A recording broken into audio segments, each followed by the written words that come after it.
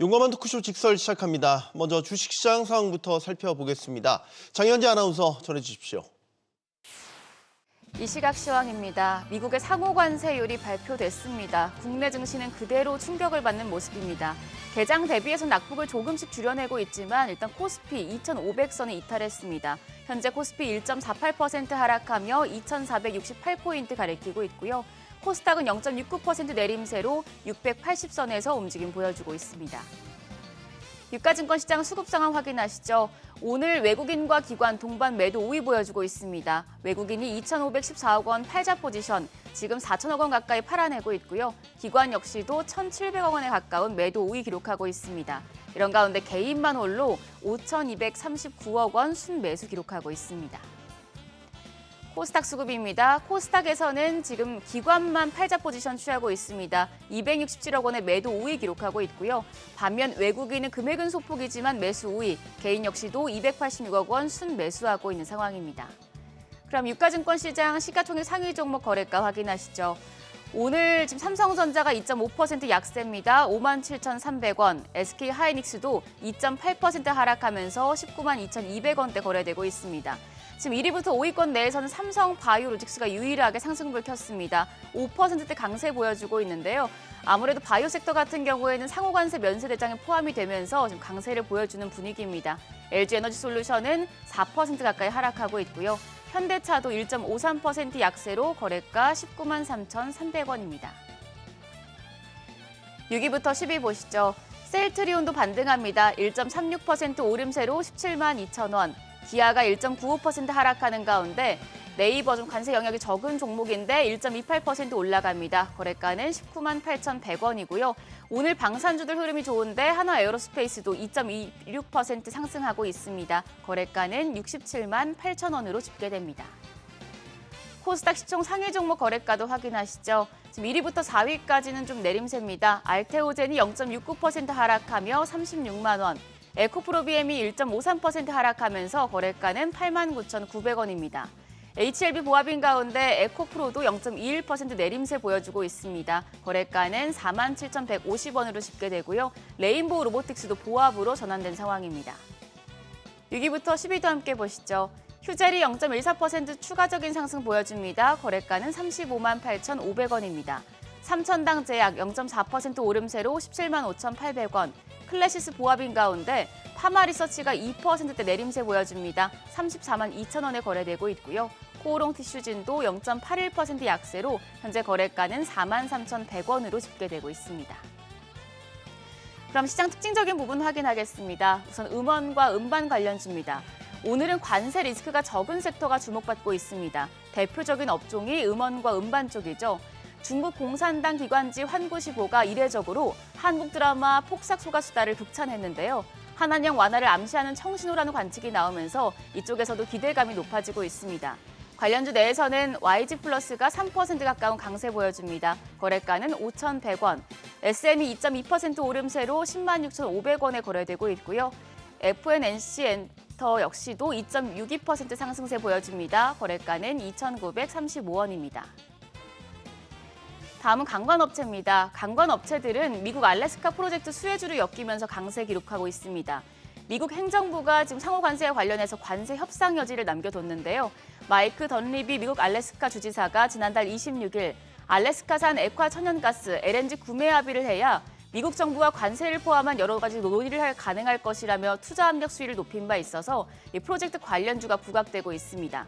관광업체 관련주 내에서는 금강공업이 3.27% 오름세입니다. 거래가는 4,415원이고요. 넥스틸이 5.4% 강세로 12,890원, 세아제강도 2.76% 오름세로 186,000원대에 거래되고 있습니다. 다음으로 환율 살펴보겠습니다. 오늘 외환시장 1,471원 선을 다시 넘기면서 출발했습니다. 9시 32분 기준으로는 1,470원대였고요. 현재는 1,469원으로 개장 대비해서는 조금 지금 상승폭을 줄여내고 있는 상황입니다. 지수 다시 보겠습니다. 오늘 코스피가 1.46% 약세로 2,469선, 코스닥은 0.7% 내림세로 680포인트 가리키고 있습니다. 시장이 낙폭을 조금씩 줄여내고 있지만 오늘 하루는 관세 충격이 계속해서 이어질 것으로 예상됩니다. 보수적으로 접근하시죠. 지금까지 시장 상황 전해드렸습니다. 시장의 다양한 이슈들을 풀어보는 시장 따라잡기로 이어가겠습니다. 프리즘 투자자문 홍춘욱 대표 나오셨습니다. 안녕하십니까? 네, 안녕하지는 못하지만 힘을 내야죠. 네, 안녕하지 못한 아침이지만 그래도 안녕하게 만들어 봐야죠. 네, 그렇습니다. 자, 그렇게 기다리던 상호 관세가 드디어 발표됐습니다. 우리나라한테 적용되는 관세율 25%입니다. 20%란 얘기가 대세였던 것 같은데 5%가 더 붙어서 그런지 예상보다 이걸 조금 높은 수준으로 봐야 될까요? 네, 일단 저희들 표현으로 이제 그 산수를 하신 것 같습니다. 네. 그러니까 이제 지난 한 해 우리나라가 미국에 수출한 게 한 1,300억 불, 수입한 게 한 650억 불 되니까 미국 대미 수출 대비해서 이제 우리나라가 한 50%밖에 수입 안 한다. 따라서 그 50%를 절반 정도 해서 25% 관세를 물리자. 이렇게 계산을 한 것 같습니다. 참고로 일본도 계산이 보니까 여기는 1,480억 불 수출해서 800억 불 수입했으니까 역시 네. 비율이 한 46, 7% 되니까 여기는 이제 또 24%. 그리고 이제 베트남 같은 경우는 1,360억 불 수출하고 여기 너무 적게 했네요. 그렇습니다. 예. 130억 불 수입해서 이제 비율이 90%니까 절반이 절반으로 나누면 45%. 네, 실제 46%가 예, 그러니까 부과가 됐고. 산수에 약간 틀리셔서 46% 하신 것 같습니다. 45%. 네. 한마디로 말해서 이제 그냥 미국에서 더 많이 수입해가지 않으면 그 절반은 세금을 때리겠다라는 그런 산수를 한 거고요. 그래서 이럴 거면 상계관세 이야기를 왜 했는지, 딴 나라들이 우리한테 실질적으로 부과하는 관세율이 얼마기 때문에 우리가 관세를 하겠다라고 말했던 게 사실은 그냥 말 장난이었고 네. 현실적으로 그게 측정할 방법이 없으니까 어떻게 그걸 측정합니까?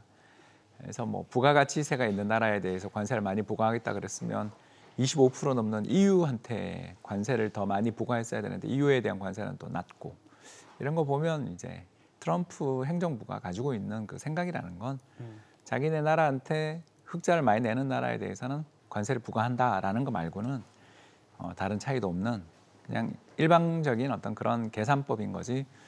예, 저기 나오고 있는 것처럼 네. 어떤 그 나라의 법제도, 관세율, 그 나라의 시스템 이런 거에 대한 관심은 전혀 없다. 그냥 어떻게 보면 가장 강력한 라이벌로 부각되고 있는 중국에 대해서 계산하는 거나 한국에 대해서 계산하는 게 똑같은 거죠. 왜 이제 이거는 프렌드고 뭐고 없는 거고 우방이고 없이 그냥 미국에서 돈 많이 벌어가는 나라는 적이다라고 선언한 그런 정책이라고 볼 수 있겠습니다. 네. 자, 어쨌든 당면했습니다. 25%라는 숫자가 이제 우리 앞에 떨어졌고 우리 미국으로 수출하는 기업들은 이제 25%의 관세 부담을 안고 이제 미국으로 수출을 해야 되는 건 엄연한 현실이 됐죠. 자, 그런데 협상의 여지도 열어놨지 않습니까? 개별 국가별로 지금 비관세 장벽이라든지 이런 적자 부분을 해소할 수 있는 부분들, 이런 부분들의 공감대를 이룬다거나, 이것도 애매모호한 표현이지만 이러면 이제 관세가 낮춰지거나 유예되거나 이런 식의 이제 여지도 열어놨는데 우리한테 가진 카드는 뭐가 있을까? 일단 알래스카 프로젝트가 아무리 헬 난이도라 하더라도 네. 조금이라도 하는 흉내는 내야 될 거고요. 그리고 30개월령 이하의 이제 수입산 소고기 문제에 대해서도 협상하는 척이라도 일단은 해야 될 거고 쌀 관세율 부분. 네. 그러니까 캘리포니아산 칼로스 쌀 같은 거 수입을 신용이라도 좀 해야 되는 그런 상황이 된 거죠. 여기에 구글 맵이 우리나라에서 안 되잖아요. 그런 것들에 관련돼 있는 각종 규제들, 이런 리스트들이 이제 코참 통해서 이제 한국에 진출해 있는 미국 상공인들의 상공회의소가 있습니다. 거기서 이제 리스트 쭉 준 대로 이제 협상 리스트를 들고 와서 하겠죠. 근데 얼마 전에 현대차그룹이 30조 가까이 되는 어마어마한 대미 프로젝트를 밝히고 31조 원입니다. 예, 그리고 일본의 이시바 총리가 거의 1조 달러 상당이라고 밝히는 네. 여러 가지 프로젝트들을 하겠다고 했는데도 그리고 대만이 이번에 F-16 전투기를 수입했는데도 아무 소용이 없는 거 보면 일단 그 협상이라는 게 무슨 의미가 있는지를 잘 모르겠다. 그래서 각국의 정치가들은 이제 정말 곤혹스러운 거죠. 왜냐하면 캐나다처럼 맞서 싸우고 총리 교체해서라도 붙을 것인가? 네. 아니면 굴욕적인 협상을 계속 인내하면서 뭘 해도 두들겨 맞을 텐데 뭘 해줘도 소용이 없는 사람이라는 걸 알게 됐는데 네. 협상이라는 게 무슨 의미가 있나? 강대강으로 부딪히는 게 차라리 낫지 않나라는 그런 국민 감정, 국민의 반발 이런 것들을 무릅쓰고 이제 일을 해야 되니까 각국 정부 입장에서는 너무 고통스러운 정말 시기가 시작된 것 같습니다. 네.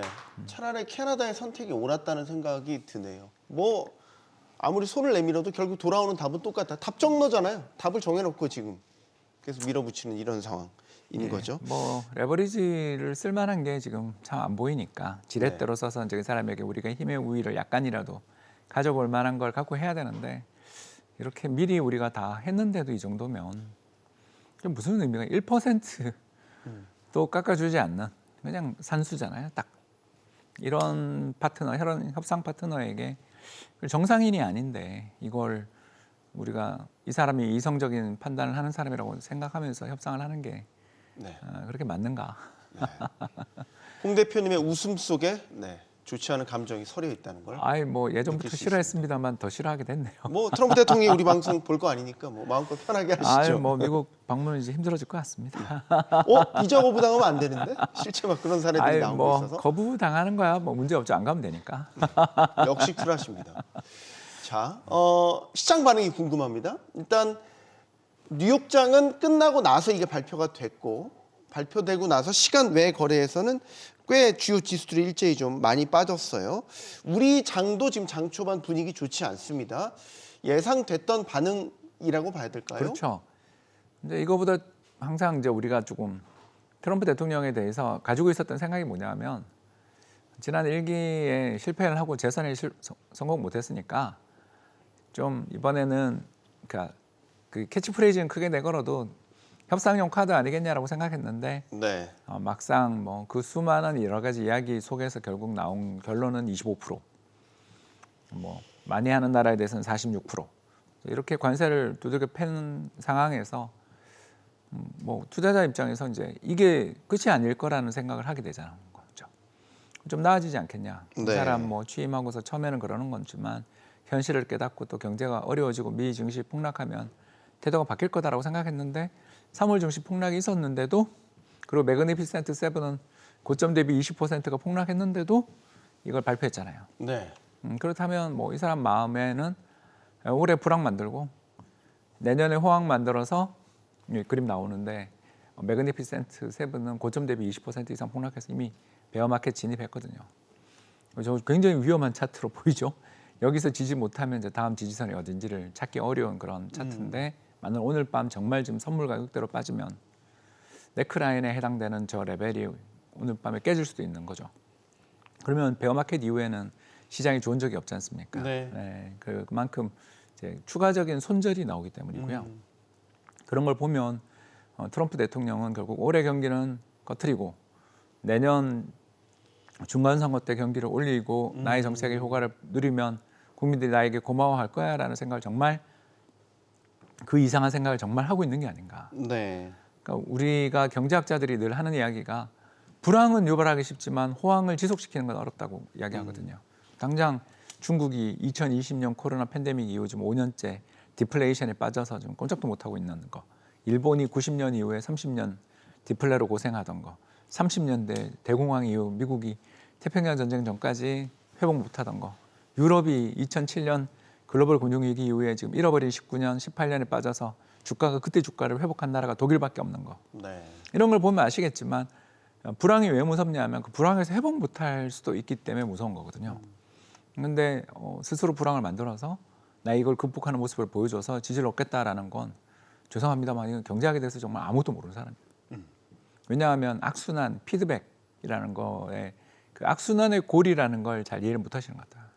그러나 트럼프는 계속해서 할 것 같다. 고통을 감내할 만한 가치가 있다. 이런 식으로 이제 이야기를 하고 지지자들한테 있죠. 같이 그렇게 가는 거죠. 그러니 뭐 미국장 보는 우리 입장에서 특히 지금 굉장히 중요한 아까 매그니피센트 차트에서도 나왔지만 네크라인에 와 있는데 이렇게 기술적 분석할 때 이제 굉장히 중요한 지지선 레벨인데 이게 다시 저 보여주시는데 그렇지 않습니까? 작년 8월에 바닥권 근처거든요, 지금이. 네. 그러니까 여기서 만일 도둑에 맞아서 저 밑을 내려가면 이제 네크라인만큼이 추가 하락 목표가 돼요. 기술적 분석이라는 게 그렇습니다. 그냥 그 무죄가 그렇게 간다 안 간다라고 말씀드리는 게 아니고 그러면 네. 대략 2023년 말 가격 간다라는 건데 너무 그런 충격이 오고 미국의 그 401k 플랜 그러니까 퇴직연금 가입자들의 소비가 버텨낼 수 있을까? 대부분의 자산 18조 달러의 자산이 주식에 지금 들어가 있는데 네. 401k 플랜에 그게 주가 폭락하고 시장이 장기간 뭐 상당히 어려워지면 그 사람들의 소비가 위축되고 수입 물가 상승할 텐데 그때 무슨 수를 써야 소비 심리를 회복시킬 수 있는가? 이거에 대해서 플랜이 있겠지만 그거는 누구도 히틀러도 2차 대전 일으킬 때 승리의 플랜을 가지고 한 거잖아요. 도조도 하와이를 공격할 때 역시 똑같은 생각을 가지고 하는 거지 않습니까? 계획은 있는데 그 계획이 잘 안 풀릴 때의 또 다른 대안을 가지고 지금 저런 일을 하는지에 대해서 투자자들이 걱정하는 거죠. 물론 가지고 있을 거라고 믿고 싶습니다만 네. 일단 너무 얼척없는 그 관세율이어서 이야기해봤습니다. 우리 걱정을 좀 더 해보죠. 그러시죠. 네. 환율이 지금 오늘 의외로 환율은 지금 조금 하락세긴 한데 환율 차트 좀 띄워주시면 감사하겠습니다. 환율이 지금 최근에 1,470원 돌파하고 이렇게 오르면서 오늘 좀 떨어지긴 했지만 이게 1,400 단기적으로 1,480원 좀 길게는 1,500원 선도 위협받을 수 있다 이런 얘기 참 많이 나왔거든요. 환율 추이는 어떻게 보세요? 안 좋습니다. 안 좋다고 네, 보세요? 굉장히 위험한. 지금은 당국이 개입해서 좀 진정시킨 거라고 보세요? 그것도 잘 약발이 안 맞는 것 같습니다. 일단 제가 가져온 차트 한번 보여주시면 감사하겠는데요. 네. 미국의 달러 가치와 그리고 우리나라의 달러에 대한 원화 환율 흐름을 지난 5년간 그려놓은 환율인데요. 보시면 빨간 선이 우리나라 환율이고요. 파란 선이 미국의 교육 조건, 그 교육 가중 달러 가치가 되겠습니다. 최근 파란 선 미국 달러는 떨어지고 있죠. 네. 왜냐하면 유로가 강세입니다. 왜냐하면 그 유럽 연합이 최근에 이제 드디어 돈을 쓰기로 결정했으니까. 네. 그러면서 글로벌 달러 가치가 좀 떨어지고 있는데 빨간 선 한국 원이 급등하고 있습니다. 전 고점을 넘었죠, 그죠? 뭘 의미하나? 그러니까 우리 시장에 대해서 글로벌 투자자들이 되게 안 좋게 본다. 두 가지 이유겠죠, 그죠? 하나는 한국에 대해서 트럼프가 관세 진짜 25% 때릴 거라는 게 위스퍼 넘어가 흘러나갔거나 그 가능성이 제일 높죠, 그죠? 그리고 두 번째는 이제 4월 4일 건에 대해서 투자자들이 겁을 많이 먹고 있는. 그래서 그 런던에서 하는 도박 있지 않습니까? 뭐 대통령 선거가 치러진다 아니다. 뭐부터 시작해서 다양한 도박에 그 걸리는 판돈들 보고 있으면 변동성이 엄청 큰 걸 볼 수 있지 않습니까? 내일을 만약에 위험 요인, 그러니까 대통령이 탄핵 선고를 만약에 변수로 본다면 내일 만약에 인용이 돼, 모르지만 인용이 되거나 기각 또는 각하가 되거나 어떤 선택이냐에 따라서 환율이 다시 또 출렁거릴 수 여지가 있습니다. 있다. 예, 있습니다. 그리고 더 나가서 사실 그게 문제가 아니고 얼마 전 서부 지법 사태 이후로 환율이 저렇게 올라가 있다라는 걸 말씀을 좀 드리고 싶은데요. 예, 이제 소위 말해서 내란에 주는 어떤 극렬한 지지자들의 어떤 선동이라든지 이런 부분들을 또 위험 요인으로 보고 선앵커가 있다는 또 뜻이. 저를 이렇게 괴롭히세요. 그냥 아무튼 오늘 아침에 제가 그 광화문에 방송이 있어서 거기서 이제 버스를 기다리고 있는데 상암동으로 버스를 기다리는데 안 오는 거예요. 보니까 이미 그 율곡로를 다 막았더라고요. 네. 네, 그런 모습을 보면 아시잖아요. 그러니까 지난번 12월 3일 이후에 우리 사회가 얼마나 갈등이 심하고 분열돼 있는가를 좀 많이 본 거고 그 과정에서 미리미리 대비하겠다. 아예 근접도 못하게 만들겠다라는 게 지금 다 보이지 않습니까? 네. 차벽을 만들고 있던데 그 모습을 보면서 글로벌 투자자들이 한국이 그 이벤트 이후에도 안정을 찾을 것이냐에 대한 불안감이 있다 정도로 볼 수 있겠죠. 저 방금 네. 말씀드린 건. 그래서 관세 부과가 제일 저는 큰 영향이었지만 우리 내부의 정치적 리더십 문제에 대한 걱정거리도 글로벌 시장에서 많으니까 저환율이 나온 거 아니냐. 그러면 정량적인 면보다 아까 말씀하셨던 그런 위험 요인들, 정성적으로 평가할 위험 요인들이 지금 우리 원화 약세 압력에 아주 골고루 다 네, 작용하고 한 100원 정도는 있다라고? 영향을 미치고 있다. 100원 정도는. 예, 왜냐하면 이제 그 미국 달러 가치에 대해서 우리나라가 거의 그 상관계수라고 하죠. 같이 움직이는 특성이 한 90% 움직이는데. 2, 30원 아니고 100원이요? 예, 그러니까 100원이면 저렇게 벌어진 건 진짜 너무나 그 레고랜드 때보다 더 한 레벨이니까 네. 저건 좀 우리가 걱정스러운 거죠. 주식이 전반적으로 뭐 일부 국가를 제외하고 유럽이나 중국을 제외하고는 지금 좋지 않은 상황인데 그러면 대체자산 쪽으로 대체자산이라는 표현은 좀 이상하군요. 그래서 안전자산 쪽으로 좀 자금이 이동하는 현상들. 요즘에 국채 금리 좀 떨어졌더라고요. 많이 떨어졌습니다. 네. 네. 그럼 금리가 떨어지면 국채 가격 오른다는 얘기니까 미리 좀 사두셨던 분들은 좀 이득을 볼 수도 있겠고. 그렇죠. 그 트럼프 당선 때 이제 제가 콜을 3가지 자산 중에 다 그냥 흩어나라라고 콜했던 기억이 나는데 하나가 첫 번째가 미국 리츠, 네. 두 번째가 금, 세 번째가 미 국채였거든요. 이 3가지를 했던 이유는 셋 중에 둘은 오를 것 같다. 이제 제일 희망적인 시나리오는 미국 금리 떨어지면서 리츠가 오르는 게 최고였겠죠. 네. 그러면 이제 인플레 기대가 사라진다는 뜻이니까. 그런데 이제 금을 포함했던 이유는 만에 하나 트럼프 대통령이 이제 정말 자신의 공약을 실천에 옮길 때는 금이 최고고, 네. 그다음 우리 같은 이런 약소국가 관세를 두들겨 맞는 사람 입장에서는 미국채도 나쁘지 않다. 이렇게 이제 돼버린 거지 않습니까? 그리고 미국 부동산은 이민자들 1,000만 명씩 쫓겨나가는데 부동산이 될 수는 없는 거고. 네. 그래서 포트폴리오라고 한번 짜봤는데 그중에 안 좋은 쪽 포트폴리오가 지금 성공하고 있는 거 아닙니까? 예. 그러면 투자자들이 위험 자산은 좀 피하고 싶은 거죠. 그리고 금, 그리고 미국채. 어제 보니까 특히 미국의 2년 만기 국고금리가 3.7까지 가더라고요. 네. 지금 4.5% 금리인데 예, 지금 그림도 잘 나오고 있는데 지금 4%도 깨지겠는데요. 저기 아마 어제 기준일 거고 그렇죠. 오늘은 4.0% 거의 4%가 내려갈 수도 있고 3%대까지 내려갈 수 있을 정도의 지금 추이를 그렇죠. 보이고 있기는 해요. 그래서 안전자산으로 달려갈 때 우리 원화 같은 양쪽 다 위험 자산으로 여겨지는 그런 자산들은 좀 약할 수밖에 없고, 그래서 환율이 이렇게 틀 때는 아무리 우리나라 국내 주식시장이 국민연금 리밸런싱 때문에 탄탄한 모습을 보였다고 하지만 낙관하기에는 좀 어려웠던 게 이런 이유 때문입니다. 네. 마지막 질문을 드리면 시장도 대체 시장을 지금 요즘 찾으면서 뜬 시장이 뭐 독일을 필두로 한 유럽, 뭐 중국 빅테크들의 뭐 많이 자산을 담고 지수를 담고 있는 항생테크 뭐 이런 것들이 좀 주목을 받았거든요. 홍 대표님도 눈여겨 보고 계세요? 일단 저는 뭐 중국을 계속 좋게 봤지만 이제 중국도 많이 올라와가지고요. 밸류에이션 매력은 이제 사라졌기 때문에 요즘 좀 조정은 받더라고요. 예, 그래서 유럽을 더 좋게 볼 수밖에 없는 게 거긴 개헌을 했잖아요. 예, 그 정말 그게 엄청난 건데 네. 독일이 분데스방크를 비롯한 여러 헌법기관들이 재정 적자에 대해서 아주 그냥 시니컬한 발음을 보이는 곳인데 이번에 그 둘 다 한도를 깼지 않습니까? 국방비 1% 한도도 깨고 지방정부 재정적자 한도도 깼거든요. 네. 예, 그런 예, 지금 나오고 있습니다. EU의 국방비 지출 저런 게 나오고 있는데 저 흐름을 본다면 일단 지금 현재 만일 아까 제가 이야기했습니다만 트럼프 정부가 증시 조정 받는 거 보고서 난 본의가 그건 아니었고 협상용이야 이렇게 하면 뭐 살아나겠죠. 근데 그게 아니라면 현재 시장에서의 대안은 금과 유로화가 되는 그런 여건이 좀 되고 있는 것 같습니다. 아니면 미국채. 미국채. 네. 네. 여러 대체 자산으로 밸런스 있게 포트를 좀 나눠서 조정하시는 것도 끝까지 염두에 두시기 바랍니다. 시장 따라잡기 여기서 마무리하겠습니다. 프리즘 투자자문 홍춘욱 대표였습니다. 고맙습니다. 감사합니다.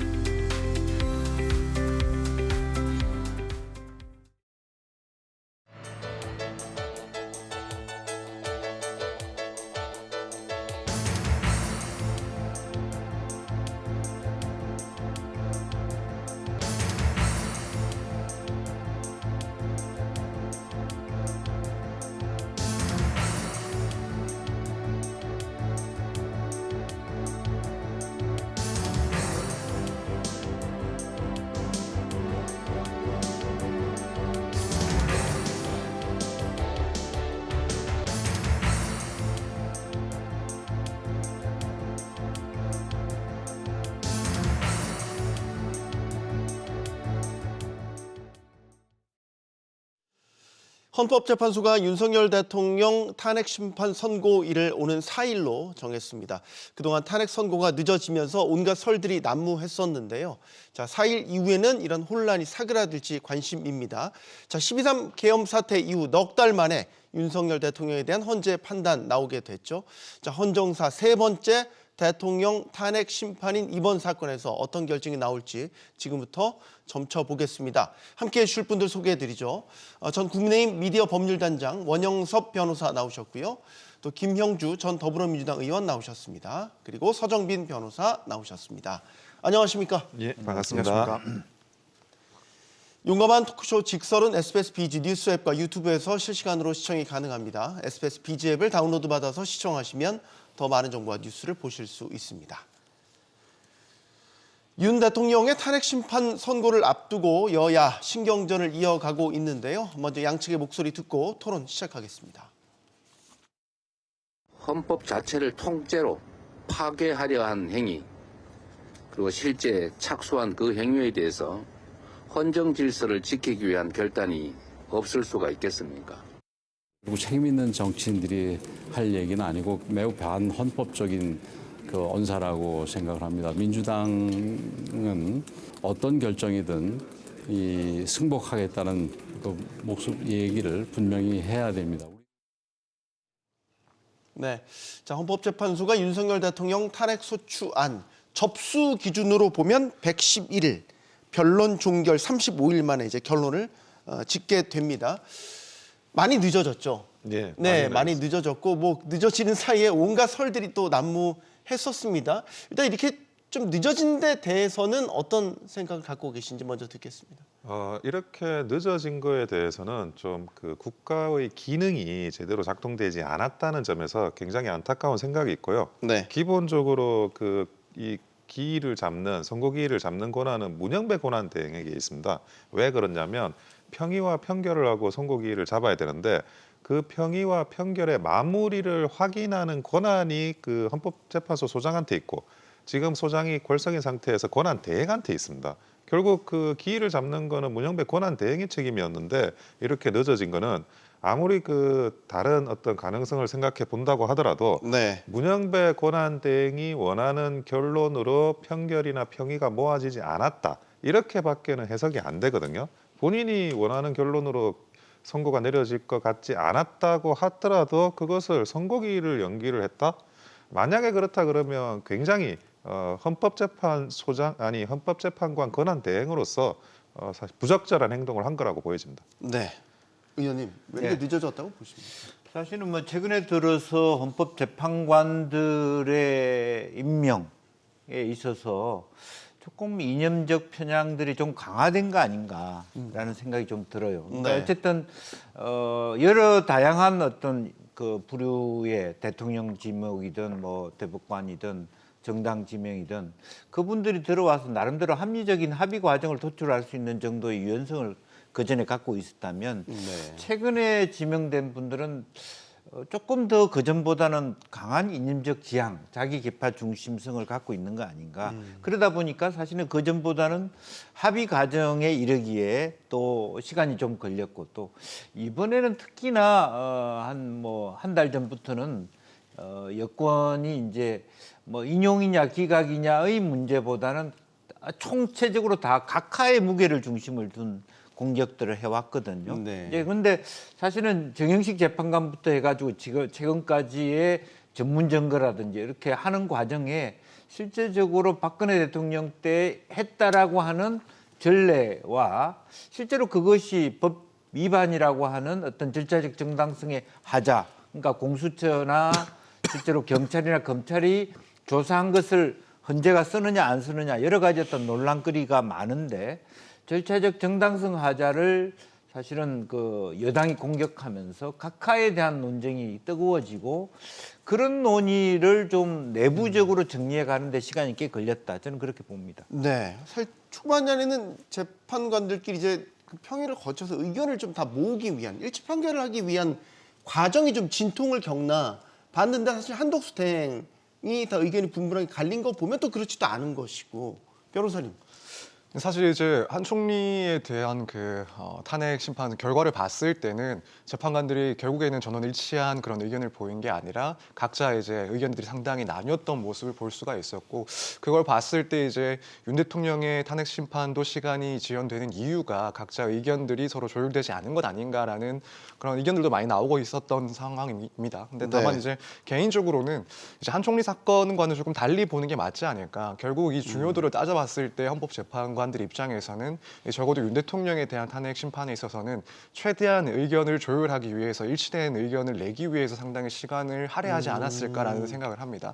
네. 물론 이제 뭐 어느 시점에 그게 실제로 의견이 하나로 일치가 됐는지, 뭐 현재까지도 일치가 됐는지 여부는 알 수는 없지만, 개인적으로는 어느 시점에서는 결론에 대해서는 큰 틀에서는 합의가 있지 않았을까. 다만 이제 시간이 더 소요가 된 이유에 대해서 추가적으로 생각을 해보자면, 결국에는 이 결정문을 정하고 또 선고를 해야 되는데, 사실 지금까지의 그런 여론 같은 것들을 봤을 때는 서둘러 결정문을 발표하고 선고를 했을 때 만약 그 근거나 내용들이 좀 부실하다라는 비판이 나올 수가 있는 그런 문제점도 있을 것이고, 네. 그렇다면 결국에는 이 결정문의 완결성을 더욱 다듬기 위해서 이 세부적인 쟁점에 대해서 뭐 재판관들의 의견이 조금 나누어졌을 수 있지 않나. 그래서 결국에는 이 정당성 그리고 완결성을 확보하기 위해서 시간이 많이 할애가 됐을 것 같다라고 생각을 하고 있습니다. 그러면 변호사님 말씀 들어보면 지금 이렇게 늦어졌고 합의를 모아가는 과정이라고 본다면 내일 4일날 선고 나오는 결론은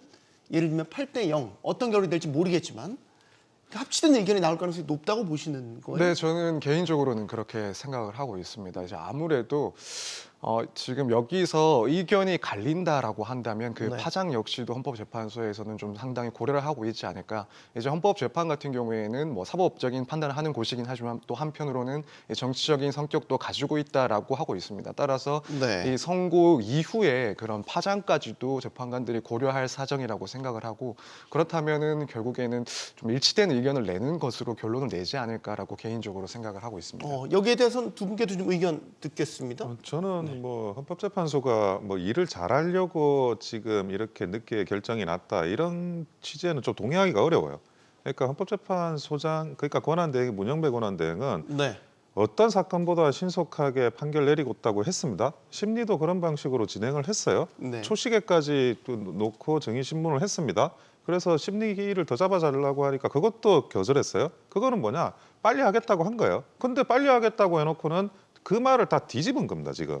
다른 그 헌법재판 그 탄핵 사건 또 결론을 내지 않았습니까? 그리고 나서 또 미루지 않았습니까? 그런 것처럼 자기 말을 뒤집었다. 그거는 애초에 그 본인이 의도하는 대로 지금 가지 않았다는 거고, 그리고 뭐 그 의견을 조율하거나 모은다라고 하는데 그러려면 평의가 치열해져야 돼요.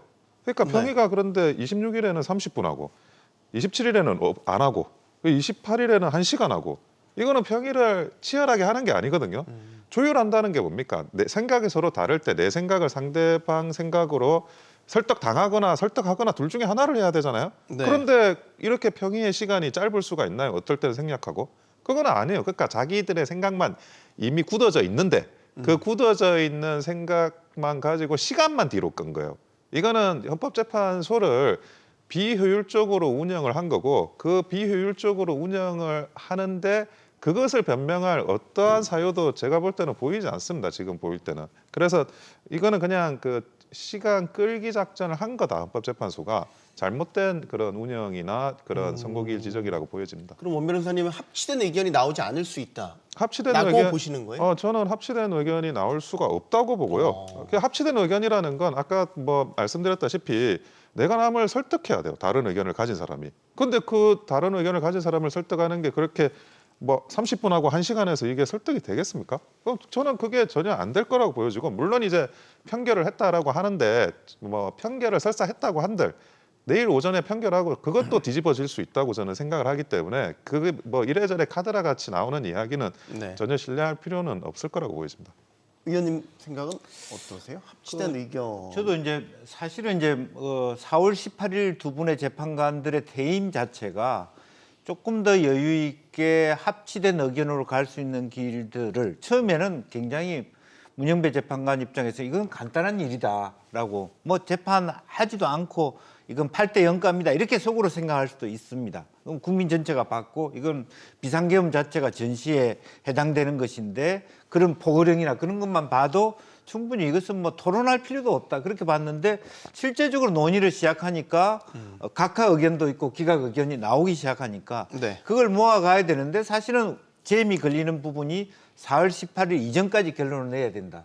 그래서 합의를 이루어가는 과정에서 스톱을 해버린 거죠. 저는 생각에. 그러니까 전체적으로 8대 0 구도로 가져가려고 했는데 결과적으로 제일 처음에 그게 문제가 되는 게 이준숙 방통위원장 건부터 시작된 거거든요. 네. 긴장관계가 4대 4. 한덕수 총리 부분도 어쨌든 이미순 재판관 정계순 재판관이 끝까지 인용을 했기 때문에 이 긴장관계가 김복형 재판관까지 갔다고 보는 거죠. 그래서 그 합의 구조를 내는 게 쉽지 않고 다만 최소한 4월 10일 이전에 결론을 내다 보니까 그때까지 할 수 있는 최선의 결과로 문영배 재판관 입장에서는 그래도 6대 2 정도 수준까지 가면 스톱을 할 수밖에 없다. 이런 판단을 내리지 않았겠냐. 그래서 8대 0 쉽지 않은 구조다 그렇게 생각을 합니다. 예측 불가네요. 세 분 의견이 다 좀 예. 다르셔가지고 기술적인 거 한번 여쭤보고 싶은데 이제 금요일로 정해졌잖아요. 이거는 좀 뭐 안전을 고려한 조치인 겁니까? 기일이 이제 정해진 게 화요일이었고, 그렇죠? 네. 그럼 이제 뭐 예를 들어서 행정 절차를 한 이틀 정도 물리적인 시간이 소요된다고 그러더라고요. 그리고 이제 금요일을 잡았는데 이게 안전을 위한 고려라는 얘기가 있어서. 네, 저도 그 말이 조금 더 일리가 있지 않나 생각이 듭니다. 보통은 이제 네. 정해져 있는 뭐 선고기일은 일반적으로 목요일에 하는 것으로 네, 알려져 목요일날 있는데 전했었죠. 결국 금요일에 정했다라는 것은 이제 다음 날이 휴일이니까 네. 만약 목요일에 선고를 했다가 이제 다음 날 뭐 출근 직원들이 일을 해야 되는데 그 결과에 따라서 이제 국민적인 또 갈등이 상당히 심화가 된 상황이 발생할 수도 있고 그렇다면은 헌법재판소의 운영에 있어서 상당히 큰 차질이 예상이 될 수밖에 없다라고 보입니다. 따라서 이제 금요일에 선고를 하고 그 다음 날은 어쨌든 공휴일이니까 조금 더 분위기가 완화되는 것까지도 고려를 한 그래서 안전상의 이유가 좀 주된 이유가 아니었을까 생각하고 있습니다. 네. 생중계 허용했잖아요. 일반인들의 방청도 허용했고 이거는 그러니까 전례를 따른 거라고 봐야 되는 건가요? 전례를 따른 거긴 한데 그게 이번에는 전례를 안 따를 여러 가지 요소들이 굉장히 많았어요. 과거에 이제 박근혜 대통령이나 노무현 대통령과 관련한 탄핵 심판에서는 네. 여론의 상당 부분이 한쪽으로 갔었습니다. 박근혜 네. 대통령도 마찬가지고요. 그래서 그 상황에서 뭐 사안이 중요하니까 방청도 허용하고 생중계도 허용하고 그러는 거는 그럴 수 있는데 사실은 이 사안과 관련해서는 굉장히 지금 그 나라가 두 쪽이 나가지고 서로 간에 그 대립이 되고 있거든요. 그리고 방청객을 뽑는 것도 보니까 추첨으로 뽑고 있어요. 그러면 거기에 탄핵 찬성하는 사람, 탄핵 반대하는 사람 다 들어가 있을 수가 있어요. 그런데 이런 상황에서 헌법재판소가 과거의 전례에 따라 가지고 그래도 똑같이 방청객을 허용한다. 이건 약간 좀 이례적이에요. 네. 그래서 지금 만약에 그 흔히 뭐 이야기하는 혹자들이 이야기하는 8대 0 인용이나 아니면 어쨌든 한 방향으로 쏠린 결론이 나온다 재판관들이. 네. 그러면 그 현장에서 어떤 좀 불상사가 저는 일어날 수도 있다고 보여지거든요. 그래서 이 부분과 관련해서는 약간 이게 쪼개지는 판결이 나오는 그런 현상이 있기 때문에 방청을 허용하는 게 아닌가라고 제가 추측을 하는 겁니다. 그러니까 일부 재판관들은 내 뜻에 맞는 재판을 내고 일부 재판관들은 또 저쪽 편에 맞는 재판을 내고 만약에 그렇다 그러면 뭐 서로 간에 뭐 물론 이제 최종적인 결론을 가지고 다툼이 있을 수 있겠지만 네. 내 마음도 대변되고 딴 사람 마음도 대변이 된 거거든요. 그래서 이것만 보더라도 아까 이제 그 말씀하신 것처럼 8대 0 결론은 굉장히 어렵다. 저는 그렇게 보여진다는 거죠. 근데 이게 그 재판관들마다 의견이 이게 다르게 되면 지금 이제 이 탄핵 선고에 대한 여론조사 같은 걸 해도 물론 조금 인용 쪽이 더 높긴 하지만 그래도 한쪽이 확 치우쳐지거나 그러진 않잖아요. 비등비등하게 나오는 편인데 그게만 재판관들 의견도 갈라지면 오히려 이게 이제 진보나 보수 쪽 좀 극렬 지지자들의 갈등을 촉발할 수 있는 빌미가 되지 않을까요? 반대로? 그거는 전혀 아닌가요? 그렇지 않고요. 과거에도 박근혜 대통령 때도 만장일치로 해가지고 하는 게 국민 통합을 위해서 좋다라는 그런 논리가 있었어요. 네. 근데 나는 그때도 그때도 그걸 보면서 왜 저게 국민 통합에 좋은지 그때도 이해가 안 됐는데 그리고 나서 박근혜 대통령을 8대0으로 파면하고 난 다음에 대한민국이 그러면 갈등이 봉합이 됐나요? 갈등이 봉합이 안 되고 갈등이 더 커졌어요. 그러니까 전혀 그 국민 통합하고 관련이 없는 논리적으로 타당하지 않은 희한한 논리가 갑자기 들어와 가지고 그게 국민 통합이다라고 하니까 그때는 뭐 그렇게 우호하고 갔잖아요. 네. 하지만 지금 아니 자기의 생각이 대변이 되어 있는 결론이 나와줘야 그게 모자이크적인 결론이라고 하더라도 용광로를 만들 수 없으면 모자이크라도 만들어야지 그거를 가지고 뭐 8대0을 만든다 일부러 국민 통합을 위해서 저는 그거는 이미 안 된 선례가 있기 때문에 맞지 않다고 생각합니다. 의견 좀 듣겠습니다. 이게 네. 어떤 판결 합치되냐 분리되냐 이거에 따라서 이 반응이 어떻게 나올까? 글쎄요, 뭐 이번엔 또 지난번하고 다른 게 대통령께서 직접 그 재판에 출석하셨고 진두지휘를 하셨단 말이죠. 그리고 역설적으로 대통령 재임 기간보다 더 많은 지지를 받으셨고, 그래서 거의 5대5라고 할 정도. 또 시위 군중도 역으로 보면 형식적으로 보면 탄핵 찬성하는 사람이 여론조사는 많이 나오지만 네. 광장에서는 탄핵 반대의 인원이 더 많은 아주 기이한 현상들이 생기고 있습니다. 그래서 한편으로 보면 뭐 8대0도 그렇고 4대4도 그렇고 상당히 그 후폭풍이 클 수 있는 여지는 있다라고 보여지거든요. 그래서 이것을 가지고 무엇이 더 뭐 국민 통합이 되냐 안 되냐 이런 차원보다는 사실은 뭐 있는 그대로를 뭐 보여주는 것도 한 방법일 수도 있다. 그러니까 8대0이라고 하는 것이 나왔을 때 통합이 되냐. 이미 나라는 반은 갈라져 있는 상태에서 네.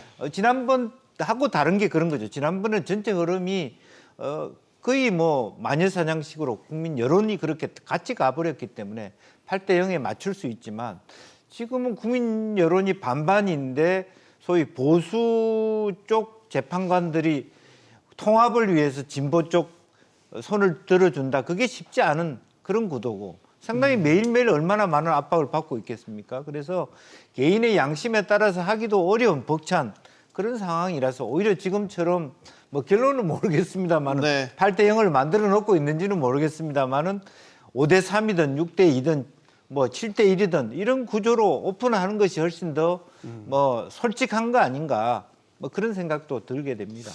변호사님께서는 합치된 의견에 대한 당위성을 조금 더 중요하게 보시는 것 같은데 다시 의견 듣겠습니다. 네, 그렇습니다. 이제 사실 말씀하신 것처럼 이게 뭐 8대0으로 나왔을 때 그리고 혹은 의견이 갈려서 나왔을 때 뭐 당연히 어느 쪽도 뭐 쉽게 이제 이 문제 갈등들이 해결되지는 않을 거라고 생각은 합니다. 네. 다만 이제 그럼에도 불구하고 개인적으로는 이렇게 의견이 불일치한 결론이 나온다라고 한다면 아무래도 갈등은 더 오래 갈 것이고 더 대립될 수밖에 없을 것 같다라고 생각을 하고 있습니다. 예를 들어 뭐 5대3으로 결정이 났다, 결론이 네. 났다라고 하면 결국에는 거기에 대해서 뭐 찬성하는 사람들 입장에서는 이건 타당한 결론이다라고 하겠지만 또 반대하는 입장에서는 당연히 비판을 할 것이고 그 비판하는 근거 중에 뭐 예측되는 것 중에 하나라고 한다면 뭐 재판관들의 성향에 따라서 결정이 갈렸다라는 그런 의견들도 나올 수 있을 것 같습니다.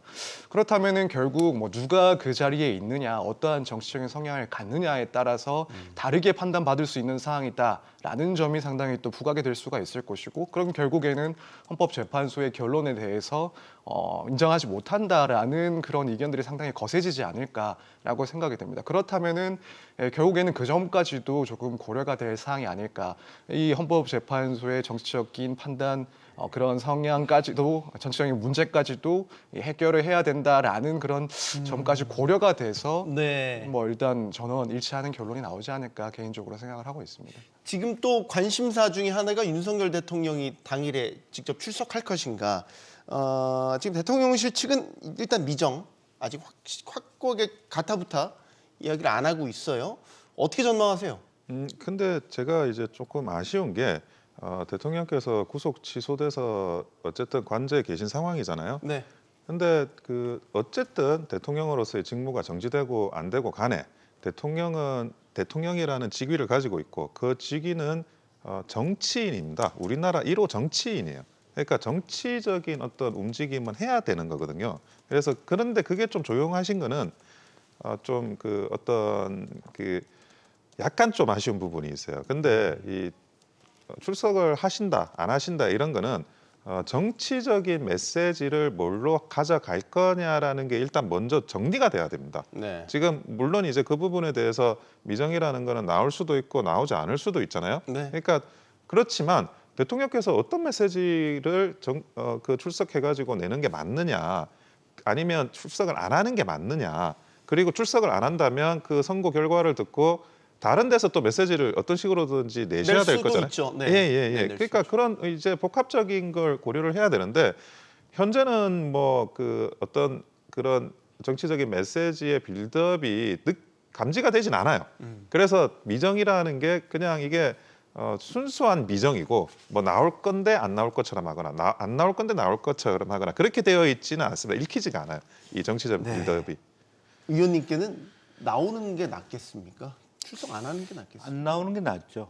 왜 그러니까 두 가지라고 생각했을 때 출석했는데 인용이 됐을 때의 모습들이 그대로 노출되는 것들, 그리고 그것에 대한 분노, 예를 들면 하나의 가설입니다만 지지자들의 분노 예. 말씀이시죠? 그리고 만에 하나라도 이거 승복할 수 없다 당 시간에 그럼 나라는 훨씬 더 어려움에 처해 있는 거거든요.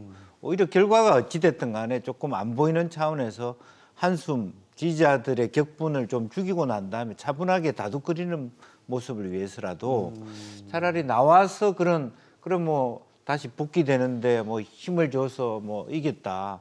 뭐 지난번에 어떤 구치소에 나올 때 모습처럼 그런 부분도 서로 다른 진영에서의 어떤 그 반발 요지를 가질 수가 있기 때문에 오히려 더 대통령께서는 아예 모습을 안 보이시면서 차분히 전체 이제 뭐 저기 기각이나 각하가 되더라도 이제는 국민 전체를 통합하고 남은 기간 동안에 본인이 말씀하신 것처럼 개헌 작업에 하겠다 혹은 네. 언제까지 내 직을 그만두겠다라든지 어떤 그런 국민 전체를 다독거리는 행보가 필요한데 만약에 나오시게 되면 그 민낯이 드러날 가능성이 저는 많다고 봐요. 매우 리스크한 장면들이 나올 수 있기 때문에 네. 그리고 뭐 제 개인적으로는 제 포지션이 그래서 그런지 모르겠습니다만은 어찌됐든 6대2가 되든 7대1이 되든 네. 인용될 가능성이 많기 때문에 안 나오시는 쪽에 아마 나오고 안 나오는 것도 아마 윤곽근 변호사나 어떤 대통령 측 변호인들이 나름대로 네트워크를 통해서 결과에 대한 내부적인 논의, 네. 결과가 인용이 아닐 경우에 나타날 가능성이 많아진다 그렇게 봅니다. 변호사님께도 의견. 네, 저는 사실 만약에 이제 제가 윤 대통령의 대리인이다라고 가정을 하면 네. 일단 출석하는 것을 조금 말릴 것 같긴 합니다. 그러니까 왜냐하면 네. 결국에는 결론에 대해서 아무도 사실은 확언을 하고 단정을 지을 수가 없는 상황인데 뭐 물론 이제 출석을 하셔서 거기서 이제 기각 선고로 결정을 받게 되면은 뭐 그 이상 좋을 일은 없겠지만 반면에 또 인용 결정이 나온다라고 한다면 이제 대통령 입장에서는 그런 자리에 있다는 것 자체가 상당히 좀 부담스러운 자리가 되지 않을까. 차라리 그래서 뭐 좋은 결론이 나온다라고 한다면 곧바로 직무에 복귀하시는 그런 모습을 보여주는 게 더 메시지가 크지 않을까라고 대리인이라고 생각을 한다면 그런 네. 입장일 것 같습니다. 그래서 아마 그런 점들이 고려가 된다면 출석이 조금 어렵지 않을까 생각하고 있습니다. 원 변호사 아까 그 얘기는 안 하셔가지고 출석하는 게 낫겠습니까? 안 하는 게 낫겠습니까? 저도 뭐 지금 현재의 정보만을 가지고 판단할 때는 출석을 안 하시는 게 더 낫긴 합니다. 그러니까 어떤 식으로든지 결론이 날 때 그 결론이 나고 나서 그 후폭풍이 잠시 있을 수밖에 없어요. 그 후폭풍이 어디로 튈지의 상황을 보고 거기까지 확인한 다음에 어떤 메시지가 나가는 게 그게 정답 같습니다. 네. 자, 일단 지금 헌법재판관들의 평결 절차는 이제 마무리된 것으로 지금 알려지고 있죠. 자, 크게 보면 이번 탄핵 심판에서는 5개의 쟁점들이 있습니다. 여기에 대해서 하나씩 짚어보겠습니다. 먼저 이 비상계엄 선포에 대한 위법성에 대한 부분입니다. 쉽게 말해서 비상계엄을 선포하기 위한 요건이 충족이 됐나, 이 부분이 되겠죠. 의견 듣겠습니다. 이건 의원님께 먼저. 네, 의견 듣겠습니다. 뭐 아무래도 이제 첫 번째, 두 번째 부분이 명쾌하게 인용을 원하는 재판관들이 이것은 누가 보더라도 사실은 뭐 비상계엄이라고 하는 것은 전시에 준하는 그런 사태였는데 아무리 대통령도 이것이 어떤 그 계엄이라는 것이 대통령 고유 권한이라 하더라도 비상계엄을 할 수 있는 상황은 아니었다라고 하는 부분 그리고 포고령 자체 혹은 그다음에 이제 국무회의 의결 절차 이런 부분에 있어서 훨씬 그 파면을 할 수 있는 충분한 요건이 이 자체로도 충분하다. 뭐 저는 그런 입장을 갖고 있습니다. 네. 근데 계엄이란 권한 자체가 대통령의 고유 권한이라는 측면에서 이제 여당 쪽에서는 네. 이게 뭐 이렇게 중대하게 탄핵을 시킬 정도의 중대한 사안이냐 여기에 대해 따져볼 일이다라는 의견도 나오고 있죠, 변호사님.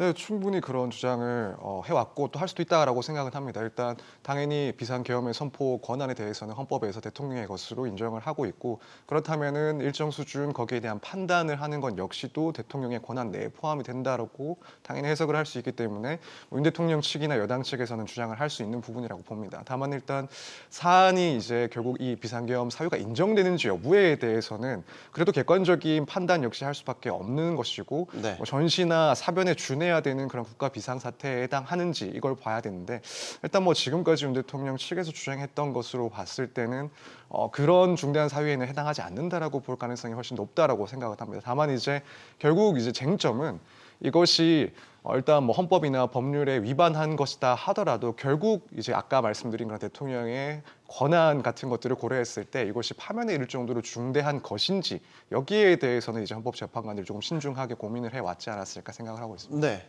예를 들어서 한덕수탱의 이 판결에 있어서도 예를 들어서 재판관 임명 지연과 관련해서는 위헌이지만 그렇다고 해서 탄핵시킬 정도의 중대한 사안은 아니다. 뭐 이런 식으로 이제 나눠서 판단한 면도 있는 거잖아요, 원 변호사님. 근데 제가 하나하나 따져보면 사실은 그 모두 이 파면을 시킬 사유는 저는 아니라고 봐요. 한 대략 5가지 정도 되는데 네.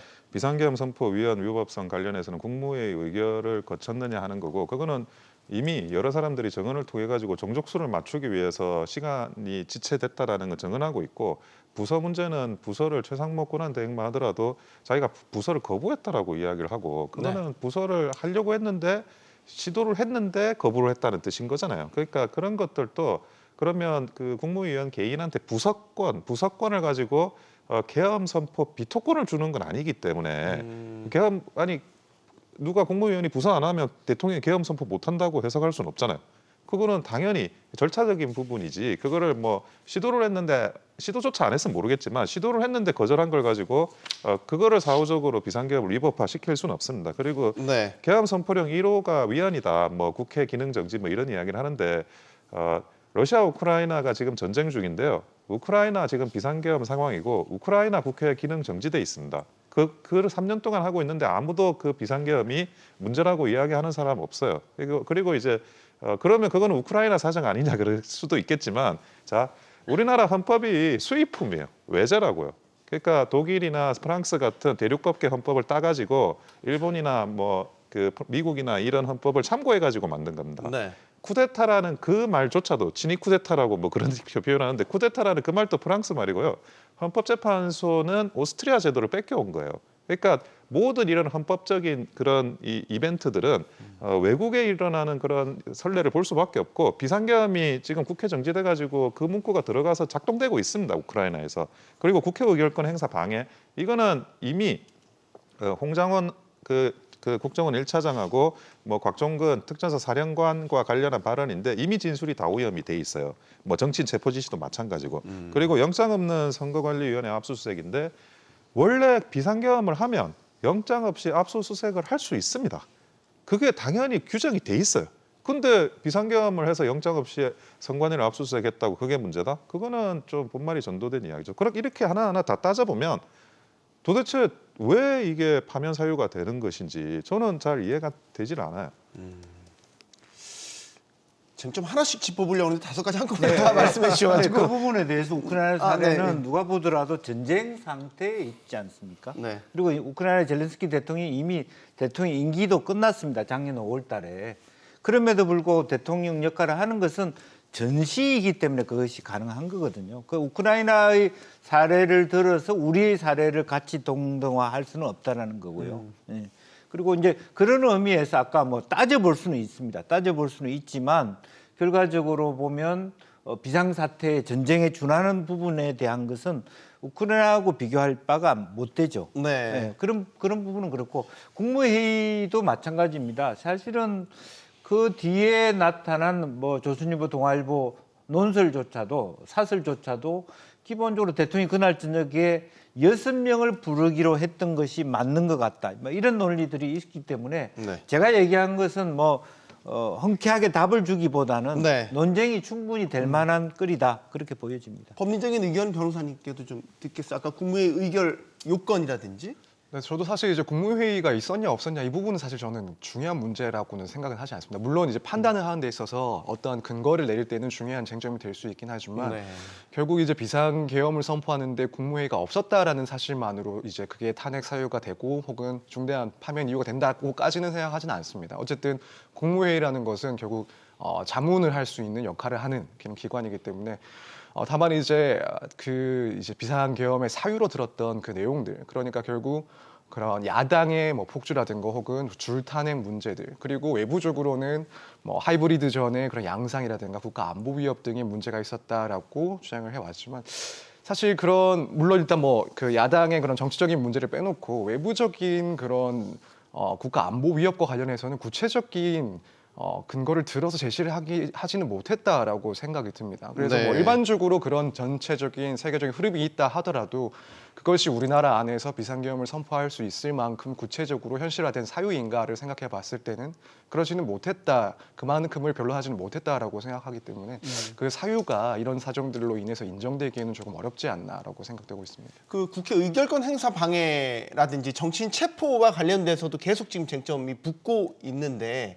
만약에 비상계엄을 해제시키기 위한 의결을 방해한 거라면 이거는 이제 국회의 입법 활동을 지금 이렇게 침해한 거기 때문에 이건 위헌적인 요소가 될 수 있다라고 보는 거고. 그러니까 그래서 그거를 이걸 어떻게든 질서 유지 차원이다라고 보면 또 이게 논쟁의 그렇죠. 거리가 있는 거고. 비상계엄과 관련해 가지고 위헌적인 요소를 만들려고 사후적으로 그렇게 홍장원 차장이나 각종건 사령관의 진술이 오염됐다라고 저는 생각을 하는 거예요. 제일 먼저 정치인 체포 지시. 네. 현역 의원은 현행범이 아니면 체포할 수가 없어요. 그러면 체포 지시를 했다는 거는 위헌적이라는 게 만들어지는 거죠. 그리고 국회 의결권 행사 방해, 그리고 국회가 뭐 의결을 해제할 수가 있는데 그 투표를 통해 가지고 네. 의원들이 그거를 방해했다 그러면 그거 뭐 위헌적인 거 아니야? 이렇게 비춰지기 위해서 그래서 그 많은 홍장원과 각종근이 뭐 메모 그 지렁이 같은 메모에 그리고 전국민 국어 듣기 평가를 지금 하는 곽종근 전 사령관의 그런 인원, 요원, 의원 발언들이 있었던 거고. 근데 국민들께서 그거는 다 보시지 않았습니까? 네. 그 사람들의 말이 얼마나 신빙성이 없는지를 다 봤기 때문에 그거를 뭐 끌어내라라고 의결권 행사를 방해했거나 정치인 체포 지시가 있었다면 위헌적이지 않냐라는 거는 이미 국민들의 마음속에 판단은 저는 내려져 있다고 봅니다. 의원님, 의원 의정 활동 하셨으니까. 그러니까 실질적으로 보면 이제 거기서 뭐 인원이든 뭐 사람이든 국회의원이란 말을 안 했다 하더라도 그때 맥락으로 보면 사실은 정치인을 끌어내라고 얘기할 수밖에 없는 거고 대통령께서 사실은 심대하게 거짓말을 하고 있다 저는 그렇게 판단합니다. 그러니까 실제적으로 본인이 실패한 비상계엄을 해놓고 뒤늦게 2시간 만에 해제하려고 했다라고 하는 부분은 사실은 그 국민의힘의 일부 의원들과 함께 16명이었습니까? 26명이었습니까? 그분들이 참여하지 않았으면 사실은 의결권 행사는 무의로 돌아갔을 것이고 아마 굉장히 장기화된 어떤 그 국회의 군인들이 국회를 접수하는 그런 형태가 있었을 겁니다. 네. 그 결과를 가지고 저는 대통령이 거짓말하고 있다 그렇게 말할 수밖에 없고요. 이제 그런 과정들이 네. 저는 홍장원 메모도 실제로 어떻게 이해해야 되냐면 홍장원 씨는 첫날 저녁에는 사실은 대통령을 도우려고 했던 것 같아요. 그러니까 대통령이 도와달라고 하는 것을 국정원이 모르게 도와주는 방식으로 하려고 했는데 이것이 실패했으니까 다시 한번 이 과정을 되짚어 봐서 뭐 셋째인가 넷째인가 자기 보좌관에게 다시 한번 그것이 어떤 것인가를 추론했던 과정이 있습니다. 그래서 곽정권, 홍장원 이 두 사람의 문제 이전에 이미 국회 안에 군인들이 창문을 깨고 들어가는 순간 그 자체는 자기 요원을 데리고 들어가 있지도 않은 자기 요원을 빼낸다? 말도 안 되는 얘기고 또 인연이란 말을 사용한 적이 없다라는 대통령 말씀 자체도 여러 언론을 통해서 그게 거짓말이라는 것이 드러났기 때문에 네. 이것은 아마 11번의 재판을 통해서 충분히 대통령이 어떤 거짓말을 하고 있는가에 대한 충분한 에비던스는 있다. 저는 그렇게 봅니다. 네, 변호사님. 일단 지금 뭐 곽종근 전 사령관이나 홍장원 전 차장 같은 경우에는 뭐 한 명은 결국 당시에 작전을 수행했던 사령관이고 또 한 명은 직접 대통령으로부터 체포 관련한 그런 지시를 들었다라는 사람이라서 무척 중요한 그런 진술을 한 사람들인 건 맞습니다. 네. 그렇기 때문에 신빙성 문제에 대해서 당연히 이제 공방이 오갈 수밖에 없었고 분명히 이제 일부 진술 내용 그러니까 표현 방식이라든가 혹은 뭐 경위 등에 대한 설명이 조금씩 변동이 있는 것은 사실인데 다만 그렇다고 해서 이 전체적인 그 진술의 취지가 부인될 정도로 신빙성이 떨어지느냐라고 한다면 그렇게까지 탄핵되지는 않은 것 같습니다. 그래서 일단 이 두 사람의 진술도 신빙성을 인정받을 가능성이 상당히 높다라고 보고 사실 우리가 이제 당시 탄핵 심판 과정에서 아무래도 공개되는 그런 증인 신문을 보다 보니까 이 두 사람의 발언에 상당히 집중을 하긴 했는데 한 가지 또 생각을 해볼 것은 이와 관련된 관련자들의 진술 역시도 수사기관을 통해서 작성이 됐었고 이 부분이 또 헌법재판소의 증거로 다수 제출돼 있다고 봐야 될 것 같습니다. 그렇다면은 뭐 당시에 뭐 곽종근 전 사령관의 그런 발언들을 간접적으로나마 뭐 영상 회의 등을 통해서 전파받았다라는 그런 인물도 있는 것으로 알고 있고 뭐 홍장원 전 차장과 관련해서는 뭐 방첩사 일부 관계자가 비슷한 내용의 그런 체포 명단을 작성했다 그것도 제출돼 있다라는 내용들도 지금 수사기관에 제출이 돼 있는 것으로 알고 있는데 그렇다면은 이런 자료들까지도 결국 이 두 사람의 발언을 신빙성을 따지는 데 있어서 중요한 자료가 될 수가 있고 그런 점들까지 고려를 한다면 결국에는 이 두 사람과 관련된 그 진술 내용들이 상당히 신뢰받을 가능성이 더 높다라고 생각을 하고 있습니다. 그 아까 마지막 쟁점 중에서 선관위 압수수색한 거 이거는 다시 한번 좀 질문 드리고 싶은 거는 선관위는 헌법상 독립기관이란 말이죠. 근데 이제 계엄이 이제 발령이 됐고 그러면 이제 영장 없이 다 압수수색 가능합니다. 압수수색 가능하기 때문에 위헌이 아니다라는. 예, 당연하죠. 그렇게 돼 있어요. 영장 없이 압수수색할 수 있다고 돼 있고 범죄 혐의점이 있으면 다 수사할 수 있고 계엄군이 그러니까 계엄이 선포가 되면 군이 수사기관이 되는 겁니다. 그래서 그 계엄군이 들어가 가지고 그런 어떤 뭐 필요한 수사를 한다. 전혀 문제가 안 됩니다. 그런데 그걸 마치 대단한 문제인 것처럼 지금 언론에서는 이야기를 하고 있지만 네. 계엄이라는 게 그런 작업들이에요. 계엄을 하면 어떻게 되냐면 입법, 사법, 행정권이 전부 군으로 넘어갑니다. 네. 그 계엄군이 핵심이 되고 모든 의사결정을 하는 거예요. 그런데 그 계엄군이 하는 권한 내에 있는 일을 했다 그래가지고 그 권한 그게 뭐 위헌이다, 파면 사유다. 그거는 사실 상식적으로 말이 안 되는 거죠. 이거 변호사님, 이것도 좀 이거는 네. 네, 일단 뭐 말씀하신 것처럼 이제 비상계엄이 선포가 되면은 영장주의에 대해서 일부 제한을 가할 수가 있고 물론 그게 무제한적으로 인정되는 것은 아니지만 뭐 일단 영장주의가 조금 원칙이 제한이 될 수가 있습니다. 그래서 네. 그 점에 대해서는 말씀하시는 게 저도 동의를 하는 부분이고 다만 네. 이제 내용을 살펴봐야 될 텐데 이제 과연 그러면 비상계엄 하에서 영장주의를 위반한 것이 아니라고 하더라도 선관위에 군병력을 투입한 그 이유가 타당한가 정당한가 이 부분을 결국 따져봐야 되는데 사실 그 점에 대해서 이제 윤 대통령 측에서 충분한 변론을 설득을 하지 못했다라고 저는 개인적으로 생각을 하고 있습니다. 물론 이제 결국에는 부정선거 의혹 등에 대해서 한번 스크리닝을 할 필요가 있었다라고 변론을 했는데 네. 사실 뭐 그 부분에 대해서는 부정선거 의혹은 사실 몇 년 전부터 제기가 됐던 이슈이긴 하지만 여기에 대해서 관련된 재판 등에서 결국에는 다 하나씩 부정이 됐던 그런 부정선거가 불가능하다 혹은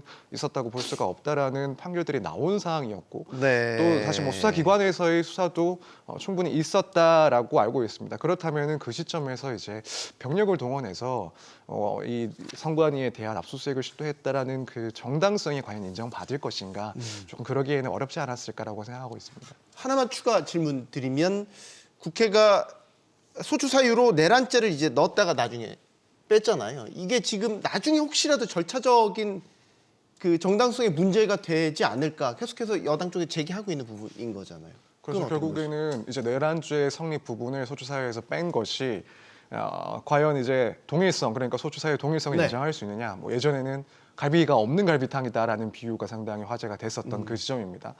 다만 이제 결론적으로는 그 부분이 뭐 주장할 수 있긴 하지만 헌법재판소에서는 인정하지 않을 가능성이 무척 높지 않나. 큰 문제는 아니에요. 네, 결국 사실관계는 여전히 12월 3일에 있었던 비상계엄에 대한 평가인데 그 평가 방식에 대해서 뭐 형법적으로 내란죄가 성립하느냐 안 하느냐 이 부분은 이 기본적인 사실관계의 변동을 만드는 것은 아니기 때문에 네. 이걸 이유로 이제 절차적인 문제를 지적하는 것은 인정받는 것은 좀 어렵지 않나 생각합니다. 동일하세요? 어떻습니까? 저는 전혀 동의를 하지 않고요. 예. 그 소추 이유서에 내란죄라는 단어가 12번 나옵니다. 그냥 내란죄 혐의자이기 때문에 비상계엄은 위헌이니까 파면해야 된다. 그 논리를 탄핵소추할 때 계속 가져간 거예요. 그런데 내란죄를 빼면 이게 그 탄핵에 투표했던 그 국회의원들이 아니 나는 내란죄라고 해서 투표했는데 내란죄 빼면 어떡하냐. 당장 이 문제부터 나오는 거예요. 그리고 그 국민의힘 의원들도 내란죄가 빠지면 나는 그 탄핵소추에 찬성하지 않았을 거다라고 이야기하는 분들도 여럿이 있습니다. 대표적으로 안철수 대표예요.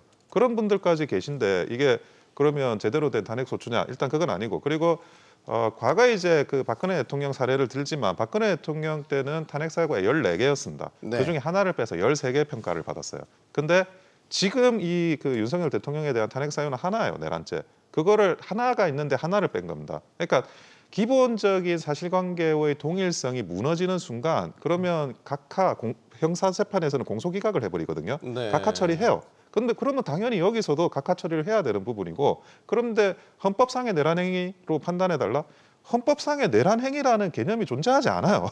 내란죄가 왜 있습니까? 내란을 한 사람 처벌해야죠. 내란을 했는데 내란죄는 성립 안 하는 내란행위라는 게 존재할 수 있습니까? 아니 당장 기소해가지고 당장 처벌하고 당장 뭐 무기징역 사형을 때려야죠. 근데 그런 건 빼버리고 내란행위를 한다? 그러니까 내란죄가 없는 내란행위라는 게 그게 존재할 수 없는 개념이에요. 이게 이상한 개념이라 가지고 그런 모순을 심판을 하겠다라고 하는 것 자체가 본안 심판에 들어간다. 그 자체가 사실은 헌법재판관들에게는 이게 심판을 하는 게 맞는 건지에 대한 근본적인 본질적인 그 의구심이 들 수밖에 없죠. 제가 예를 들게요. 태양광으로 그 작동되는 손전등 같은 이야기예요. 네. 태양이 있는데 손전등이 왜 필요하죠? 그런 것처럼 내란죄 없는 내란행위라는 것 자체가 이미 그 논리 모순입니다. 네. 자, 이제 헌법재판소가 결과를 내놓으면 지금 정치권에서는 여기에 대한 승복 여부, 불복 논란, 자 이게 지금 죄송합니다 정치 쟁점화 되고 있습니다.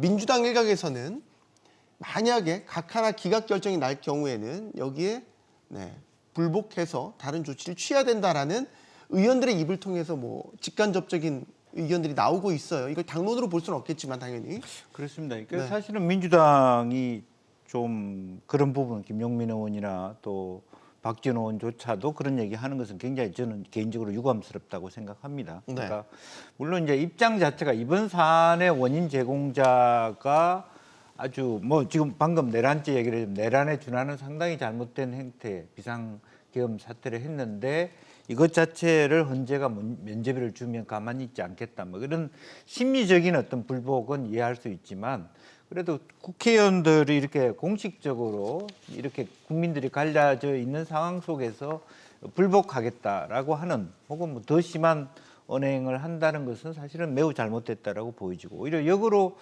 국민의힘 쪽은 상당히 뭐 어떤 정보를 갖고 대하는 건지는 모르겠습니다만 승복하겠다고 하는 데 있어서 그만큼 민주당이 이 문제를 이재명 대표의 조기 대선 문제와 연결시켜서 조급하게 생각하고 있는 것이 아닌가라고 생각해서 지금이라도 이 문제와 이 대표의 조기 대선 문제 물론 연동될 수밖에 없지만 조금 따로 생각할 필요가 있다. 저는 그렇게 생각합니다. 네, 그래서 이재명 대표에게 직접적으로 승복해야 한다라는 요구를 하고 있지 않습니까? 여기에 대해서 이재명 대표는 이제 승복은 윤 대통령이 해야 되는 것이다라고 받아치긴 했지만 말이죠. 변호사님 의견 듣겠습니다.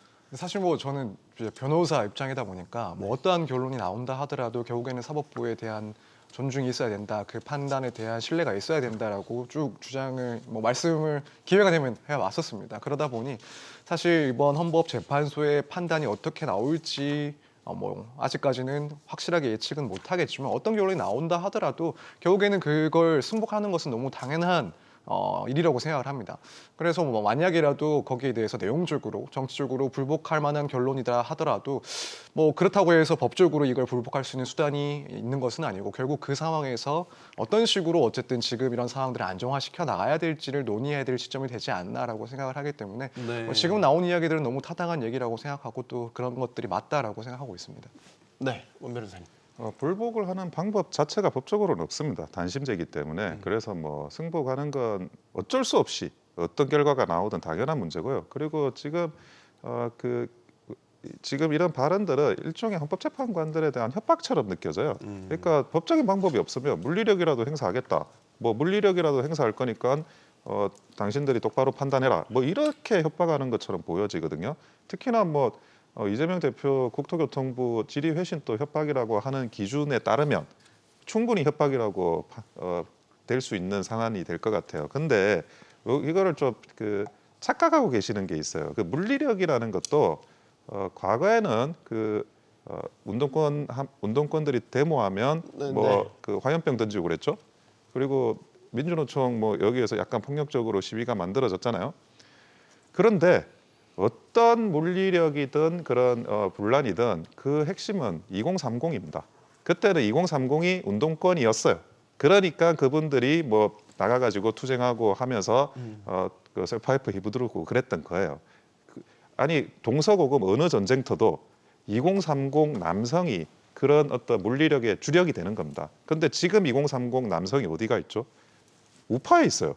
지금 탄핵을 반대한다고요. 대부분이. 그러면 이분들이 지금 우파 진영에 탄핵 반대 진영에 있는데 탄핵이 뭐 만약에 기각이 된다 그러면 이 2030 남성들이 네. 저런 좌파 진영에 가가지고 무슨 물리력을 행사한다? 그게 불가능한 거예요. 지금 민주노총도 마찬가지인데 민주노총 집회하면 굉장히 나이 많은 어르신들 나옵니다. 그래서 과거보다 그게 전투력이라고 할까 우리가 표현하기로는 그게 약해진 거예요. 근데 과연 마치 무슨 협박 비스무리하게 하는 이런 민주당 지도부의 발언에 겁먹을 헌법재판관들이나 뭐 다른 사람들은 존재하지 않는다는 거죠. 근데 하나만 더. 그럼 권성동 국민의힘 대표 원내대표한테는 윤 대통령의 헌재 결과에 대해 승복 메시지를 건의할 것이냐라고 물었는데 여기는 적절치 않다라고 했어요. 아니 근데 이게 같은 잣대를 어떻게 보면 이재명 대표, 윤 대통령에게 똑같이 뭐 된 거 아닙니까? 아니 그거는 전혀 이 사실관계가 좀 다른데 네. 최후 변론 진술에서 이미 승복 메시지를 다 냈어요. 그거를 그런 또 차원에서? 반복하라고 하는 게 이게 승복 메시지로 꼬투리 잡기 정쟁화 시키는 거지. 뭐 사과하면 진정성이 없다. 진정성 있게 사과한다 그러면 더 진정성이 없다. 이런 식으로 그냥 뭐 사람 가지고 노는 거에 불과한 거잖아요. 네. 최후 변론 진술에 충분히 승복 메시지가 다 과도하게 녹아 있습니다. 탄핵 선고를 앞두고 있는 시점에 또 논란이 된 거 하나만 더 짚어보겠습니다. 윤석열 대통령 측이 12.3 비상계엄의 정당성 등을 담은 책을 출간합니다. 이 시점에 말이죠. 이건 어떻게 보십니까, 의원님?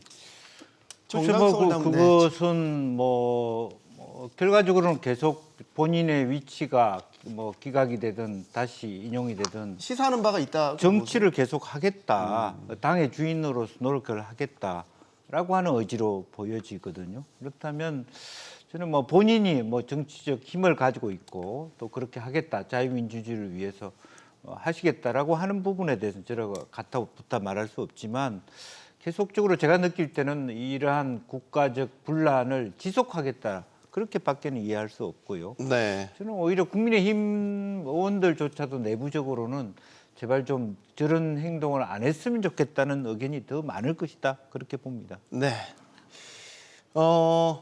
더불어민주당이 지금 결국 최상목 경제부총리에 대한 탄핵소추안을 국회 본회의에 보고를 했습니다. 밀어붙이겠다라는 거죠. 근데 이제 여태까지 다 그 탄핵소추안 낸 게 다 지금 이런 표현 어찌 전패했잖아요, 민주당이. 이런 가운데서 또 지금 탄핵안을 하나 더 지금 추진하고 있는 건데 정치적으로 상당히 부담이 될 것 같은데 어떻게 보십니까?